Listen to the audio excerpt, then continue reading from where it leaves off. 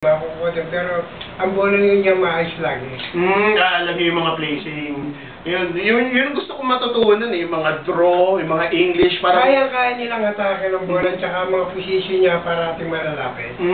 Talagang alam niyo na kung saan pupunta. Okay, like you played sa Las Vegas, sa America. You've been to Europe rin? Yeah. Sa Asia rin, you're all over Asia, di ba? Napunta ko na lang. Saan mo yung paborito mong mag-play talaga ng bilyar? Alam mo, nagsimula ako talaga sa atin, sa Pilipinas. Kung talagang tutusin, mas gusto ko maglaro doon sa atin.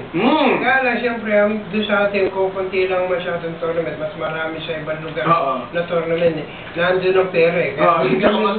Mas mataas ang cash prize. Pero kung meron doon sa atin na mga game doon, doon na lang ako doon sa atin. Why not? Mas marami akong bugs doon. Why not? Dalhin niyo sila Earl Strickland doon sa Puyat Sports, di ba? Nagkakaroon na rin din sa atin, madalas na rin doon. Pumupunta na rin sila dito, kaya maganda. Kahit saan ngayon, maganda kung nagkikita-kita. Sa mga Europe, doon nagkikita lahat ng klase yung magagaling sa iba't ibang lugar. Nagpupunta sila lang. Yung mga kababayan natin, si Alex Pagalayan from Canada, si Django, si Francisco Bustamante,